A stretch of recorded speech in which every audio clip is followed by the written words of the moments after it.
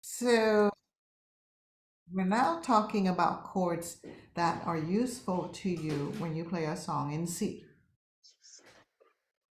So you could see it written out. This is a song, and it will be made out only of these notes, which is your C scale: C, D, E, F, G, A, B, C. And you can visually see that chords are just made out of skips. Notes are skipped. This is the original position of these chords. So this chord here, the first chord, it's made up of C, E, and G.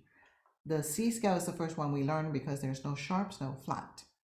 None of these notes that we stack on top will have a flat or a sharp because the C scale only has the note natural. And this chord, we call it C chord because C is at the bottom. We call a chord in the original position. That's why I said unscramble. When you see notes inside a song, you have to unscramble, find the original position, which is called root position, like the roots of a tree. You unscramble to the original position, then you can call the chord with the bottom note. The bottom note is C. Then you also need to find out if the chord is major or minor. And that will be for another video section. But here, this chord is called D. It just happens to be D minor. So C major, D minor. This chord, E is at the bottom, F is at the bottom, so etc. But in jazz, especially, they call these chords by number. Why do they call them by number? Because then they feeling the shift from one number to another better, even if they transpose this into G or a different key. So in jazz word, they would say, oh, I play chord 1 and I play chord 4. Because this note is number 4 note, right? Inside the scale of C, this F is number 4. This note is number 5. So the chord built on this note, number 5, is called chord 5. And then in classical music, we even have another vocabulary. We call the chord number 1 tonic chord. But that's only classical people that use those terms. We call chord number 5 dominant chord.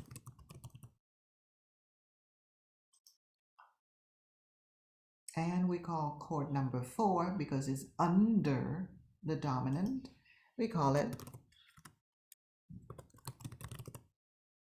because it's like a submarine, it's under the dominant.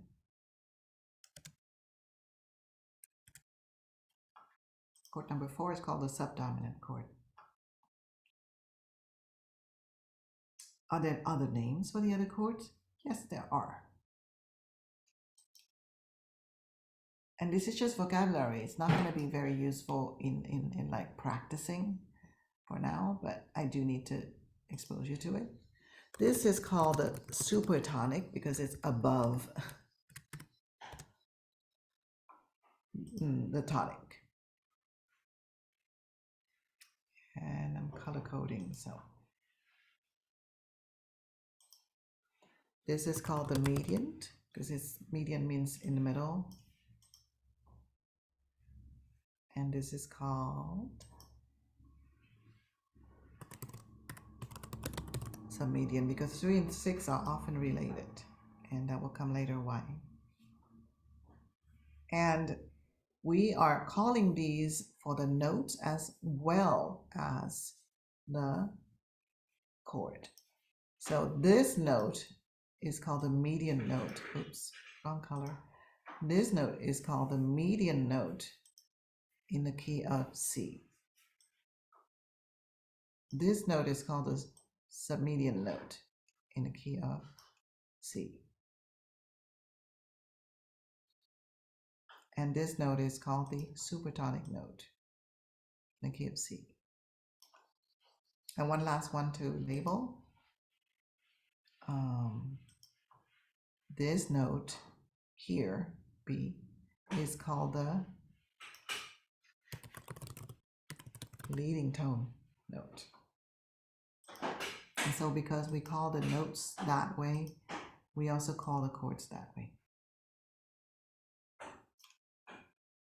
So this chord here, made up of C, E, G, is called the tonic chord. This chord here, made up of D, F, A, is called the supertonic chord.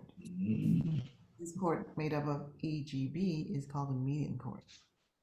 Like I said again, those are terminology you will probably never use since you're playing pop songs most of the time. This is terminology for classical player music. Okay, so that's why I'm clearing everything out. And you just need to remember the chords by numbers. Chord 1, chord 4, chord 5. The only, I think, classical term I probably will be referring to a lot is dominant for chord 5. That's all you need to know for pop music.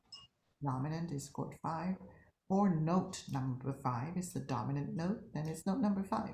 If I say tonic note, it's note number. The leading tone notes are both 7 and 1, right? Go Bangla. No, just a 7. Oh, just a 7. What about the 1? 1 is tonic. Oh, that's going back to 1 to C. I mean, so that would be considered tonic. The Yeah. last, C is yeah. C. No, the 1. Yeah, 1 is One is tonic. Yeah, C, go back to the tonic. tonic chord. And Dr. Doe, what's the denotation on the B? Is that like a 0 or an O, or Yeah, it's a 0. what does that mean?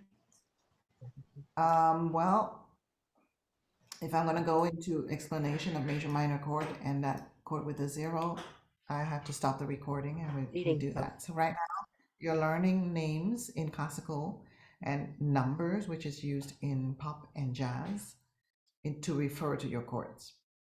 And then you're learning that there are things called chord names.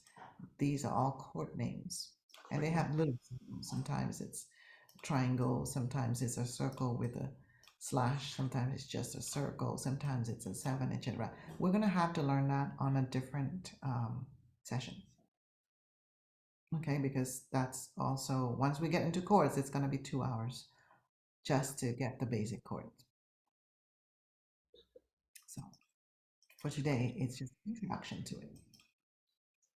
Okay, so I will tackle other topics.